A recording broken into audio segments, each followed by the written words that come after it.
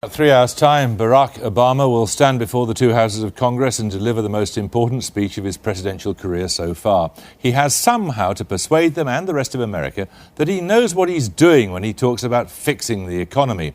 Unfortunately, the evidence of what's happening on the American markets shows all too plainly that the maelstrom of nerves, opportunism and greed at the heart of the Western capitalist system is anything but persuaded. Our economics editor, Paul Mason, reports. At a time like this, what America craves is not a politician. It's a man in a cape with superpowers who flies in, rescues the innocent and biffs the bad guys. In President Obama, America thought it had one. But now even he's beginning to look human. This graph shows how badly the US stock market has been falling. But what's worrying market watchers are the psychological barriers being broken.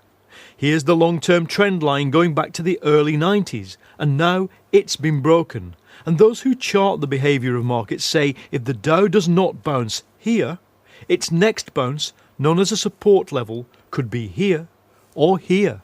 It's important when you get these kind of breaking points, because unless there's any dramatic shift in policy, investors are simply just going to give up, and we're going to see massive amounts of liquidation. And in response to that, we'll probably start to see more financial institutions run into trouble far beyond those that are currently in the firing line, such as Citigroup and Bank of America. So in a sense, the whole thing could just start to feed off itself in a way that we haven't even begun to see yet throughout this long crisis stretching back over the past 2 years or so. In 3 hours' time, President Obama is set to deliver his first speech to the US Congress. But what can he say or do to break this circuit of financial crisis and recession? Obama's problem is that 5 months of bank bailouts, billions of dollars of taxpayers' money and the reduction of interest rates to zero have not stopped the financial crisis. At the same time, the wider economic crisis has rapidly worsened. Obama's officials are talking down the idea of nationalisation, but the markets take a different view. Citigroup, once the world's biggest bank, has already swallowed $45 billion worth of taxpayers' money. Now the US government looks set to take a 40% stake. AIG, bailed out to the tune of $150 billion, needs tens of billions more. And the two giant car makers, Chrysler and GM, having swallowed $17 billion, say they need $22 billion just to survive. Obama came to power promising his supporters to be radical. Now his officials are to begin stress testing US banks prior to part nationalisation. But even those who support the move say it will not be enough. The markets think that the banks have to be nationalised, that there's simply no hope of leaving them in the private sector and bailing them out with either capital injections or more liquidity injections. But the market's signalling even more than that. It's actually saying, look, we are going into a potential depression here, and that whatever you do with the banks, you need to go far beyond that. The opinion polls say Obama is still personally flying high. But as long as his bailout package fails to deliver, the billions of taxpayer dollars seem to many Americans to be wasted. Conservatives are suddenly riding a backlash. I think there is a backlash against the Obama plan because voters are realizing it's nothing but George Bush on steroids.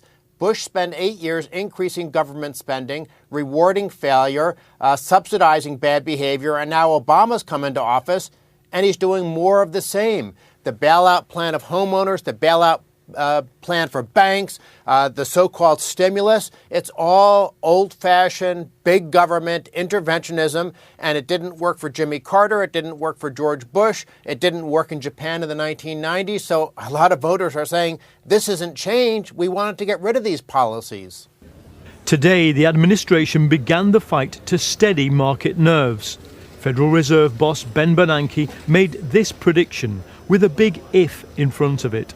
Actions taken by the administration, the Congress and the Federal Reserve are successful in restoring some measure of financial stability, and only if that is the case, in my view, there is a reasonable prospect that the current recession will end in 2009 and that 2010 will be a year of recovery. It worked. The Dow did bounce back, and by 3%. But the markets are cruel. If he's wrong and the banking collapse continues, analysts fear a further massive stock market fall. The challenge for Obama is he has to make a lot of bold, unorthodox moves at once. The biggest ever fiscal stimulus, sort the banks out, revive the housing market with taxpayer money. He hoped the Republicans would play ball politically, but they're not. Some Republican state governors have refused to take bailout money. They're betting Obama will fail. So the Obama script goes film noir. Hero meets opposing forces, stands alone, gets mean. And only in episode 2 do we find out if he's tough enough to succeed. Well, earlier I